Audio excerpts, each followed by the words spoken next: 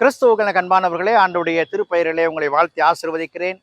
இறைவன் இந்த புதிய நாளின் நன்மையிலும் மென்மையை கொடுத்து நம்மை தாங்குவாராக. தியானத்திற்காக ஒரு வசனத்தை உங்களுக்கு முன்பாக வைக்கிறேன். அது உபாகமத்தின் புஸ்தகம் 20ஆம் அதிகாரம் 3வது வசனம். இஸ்ரவேலரே கேளுங்கள், இன்று உங்கள் சத்துருக்களுடன் யுத்தம் செய்ய போகிறீர்கள். உங்கள் இருதயம் துவள வேண்டாம்.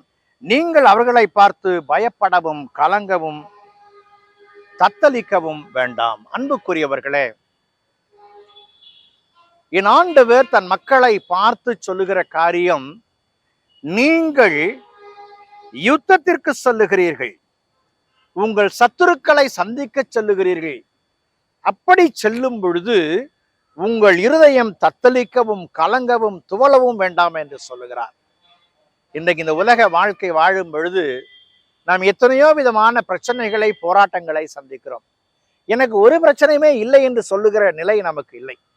அன்றாட ஜீவியத்தில் ஏதாவது ஒரு கலக்கம் வரும் என்பதிலே மாற்றமில்லை.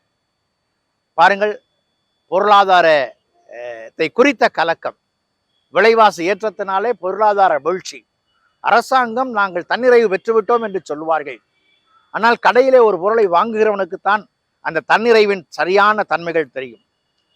எலெக்ஷன் வந்துவிட்டது என்று சொன்னாலே அந்த போராட்டங்களை குறித்து நமக்கு தெரியும். அங்கே என்ன நடக்கப் போகிறதோ என்கிற கலக்கங்கள், மே 4ஆம் தேதி எப்பொழுது வரும் என்கிற கலக்கம் எல்லா அரசியல் கட்சிகளுக்கும் இருக்கும். இந்த கலக்கங்கள் வரும் பொழுது நான் நன்மை செய்வதற்கான ஒரு காரியத்தை என் ஆண்டவருடைய துணையோடு அடியெடுத்து வைக்கிறேன் என்று சொன்னால், என் ஆண்டவர் எனக்கு ஒரு வாக்குறுதியை கொடுக்கிறார். என்ன வாக்குறுதி? உங்கள் இருதயம் கலங்க வேண்டாம். உங்களை அனுப்புகிற நான் உங்களோடு பயணிக்கிறேன். ஒரு வெற்றியான வாழ்க்கைக்கு நேராக வருவதற்கு நீங்கள் தடம்பதிக்க நான் உங்களை அழைக்கிறேன் என்று சொல்லுகிறார். அன்புக்குரியவர்களே, நம்முடைய சிந்தனைகள் எப்படியா இருக்கிறது? அப்போஸ்தலனாகிய பவுல் ஆண்டவரால் தெரிந்து கொள்ளப்பட்ட பொழுது, ஆண்டவருடைய நாமத்தை மகிமைப்படுத்துகிற பணியில பல இடங்களுக்கு சென்ற பொழுது அவன் சந்தித்த நெருக்கடிகள் ஏராளம், போராட்டங்கள் ஏராளம், வலிகள் ஏராளம், கடினப்பாடுகள் ஏராளம். தன்னோடு கூட பயணிக்கிற ஊழியம் செய்கிற மக்களோடு ஏற்பட்ட போராட்டங்கள் ஏராளம்.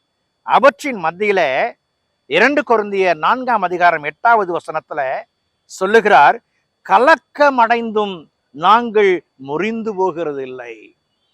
என் ஆண்டவர் என்னோடு கூட இருக்கிறார் என்கிற எண்ணங்கள் வரும் பொழுது, நம்பிக்கை வரும் பொழுது, எந்த கலக்கங்கள் இருந்தாலும் நம்மை ஒன்றும் செய்யாது. ஆகவே தான் சொல்லுகிறார், என்னை பலப்படுத்துகிற கிறிஸ்துவினாலே எல்லாவற்றையும் செய்ய எனக்கு பலன் உண்டு. யாக்கோபை பார்த்து ஆண்டவர் சொல்லுகிறார், நான் உனக்கு சொன்னதை செய்யும் அளவும் நான் உன்னை கைவிடுவதில்லை. என் ஆண்டவர் என் கலக்கங்களை மாற்றுவதற்கு என்னோடு இருக்கிறார். புரிந்து கொண்டு அடியெடுத்து வைப்போம். வெற்றியான நன்மைகளை பெற்று பிரதிபலிப்போம். கடவுளுடைய நாமம் மகிமைப்படட்டும். ஜெபம் செய்வோம். பரிசுத்தமும் கிருபையும் நிறைந்த நாள் ஆண்டவரே, இந்த நாளுக்காய், இந்த வேளைக்காய் நன்றி செலுத்துகிறோம். உங்களுடைய அன்பின் கரங்களை எங்களை தாழ்த்துகிறோம். நாங்கள் கலக்கங்களை சந்திக்கும் பொழுது எங்கள் கலக்கங்களை மாற்றுகிற ஆண்டவர் எங்களுக்கு இருக்கிறீர் என்பதை உணர்ந்து உங்களுடைய கரத்தில் ஒப்பு கொடுத்து வெற்றியை காண உதவி செய்யும், வழி நடத்தும். இயேசுவில் ஜெபிக்கிறோம் ஜெபங்கள் பிதாவே, ஆமென்.